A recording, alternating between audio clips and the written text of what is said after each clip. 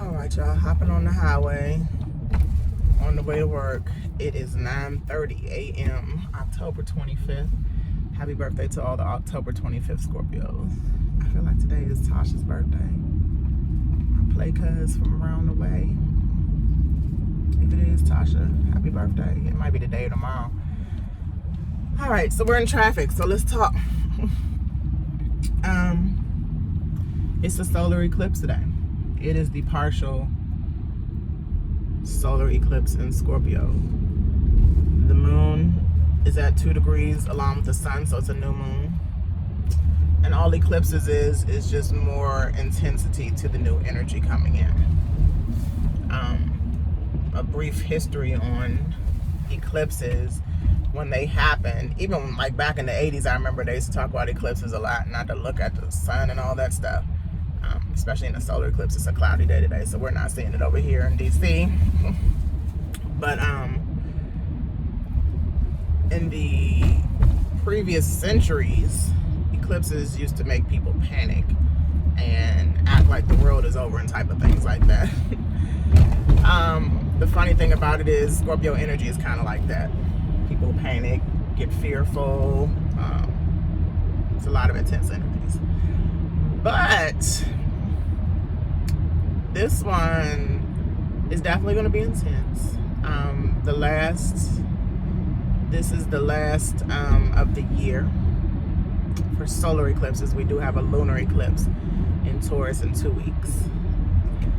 The eclipses have to do with the nodes. So the solar eclipse in Scorpio is almost conjunct the south node. Again, it's at 2 degrees exactly right now, along with the sun, along with Venus in Scorpio too. And then the nodes are in 13 degrees. So later on this evening, it'll be conjuncting the south node. What's important about the south node in Scorpio conjunct the moon? I'm sorry, we start with the moon first. The moon in Scorpio conjunct the south node in Scorpio is important because the south node is what we're releasing, our past karma, right? So the only way we can receive new energies, and again, these new energies are based on Scorpio characteristics, such as stepping into your power, evolving. I'll start off with the more positive ones, but releasing the negative ones, like toxicity, possessiveness, obsessiveness, having to always be right. Now I'm talking because I definitely have those energies that need to be released. Having a conversation with my Taurus son daughter this morning, who has no Scorpio placements actually. I gotta check and see what house Scorpio's in for her. She has no planets in Scorpio, but she does have Taurus, which is the opposite of Scorpio, so it still affects her.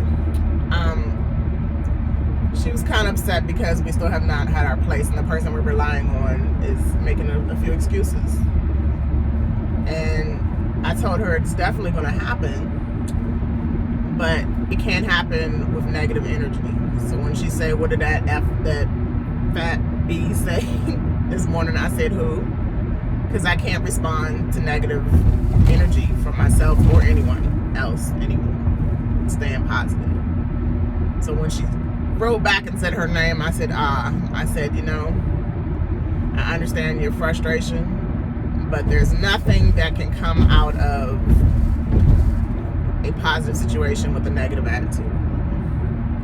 So if we want we're positively going to get our place, right? But not with negative energy. It will make it slower. Back to the south node in Scorpio conjunct the moon. If we get rid of those energies that are not serving us anymore, these new energies can have space and room to come in. Okay? I had a few negative thoughts about my job. But then I said, you know what? Let me reverse this. Let me continue to work hard. After going to the dentist yesterday and having a full morning, I went to the dentist about 3. I went into the office because I didn't get out the dentist till 5. The office, everybody's pretty much leaving at 5. Except me and my boss. So I was in there 5:30 asking the boss, can I have till 6? Can I have till 6:15? And he said at 6:15, he said, come here and talk to me in my office. He said, we're already drawing up the paperwork. You definitely have the position. I'm just waiting on HR to get your job offer. The letter's coming this week so we can start you at your new salary by the 1st, which is next Tuesday, a week from today. That is how you receive positive energy and your blessings, your new energies, your new happenings. When you focus on working hard, and I'm talking to myself because I'm looking at myself as I record this. Focus on working hard and keeping the faith and removing the negative energy, the negative thoughts. Once the Taurus full moon happens next week, and again, the eclipses, and this will be the lunar eclipse, the eclipses are based on the nodes. We will be working on our destiny, what we are destined to do. I want you to look at your birth chart if you have them. If you don't, remember I'm going to start doing people's birth charts again, explaining them. You can get them free online, but they're not. If you don't understand astrology, you won't understand what it's talking about. They don't give the details as I do. But if you look at your birth chart and see where you have Scorpio and Taurus in which house and which planets, okay? But mostly which houses, because the houses have to do with our life goals, okay? My Taurus house is in the 8th house, which has to do with intimate relationships, all Scorpio stuff, our power, our money, our partnerships, the money that it has to deal with, because Taurus has to deal with money too, is like other people's money, building partnerships to build business relationships. Taurus is getting your own money in the pocket. Scorpio is money in the bank.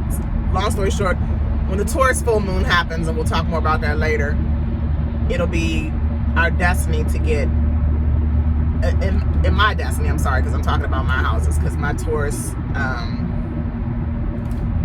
is in my 8th house, Scorpio is in my 2nd house. So let's go back to Scorpio, because we're talking about the Scorpio new moon right now. I have Scorpio in the 2nd house because I'm a Libra rising, so Libra's in the 1st house. And 2nd house goals, finances, work, your work ethic. And I feel like just yesterday, right before this eclipse hit, I reached one of those goals. You see what I'm saying? I took the energy out I took the negative energy out so that I can receive the blessings from the 2nd house, because that's where Scorpio is in my chart. Say you have Scorpio in the 1st house because you're a Scorpio rising.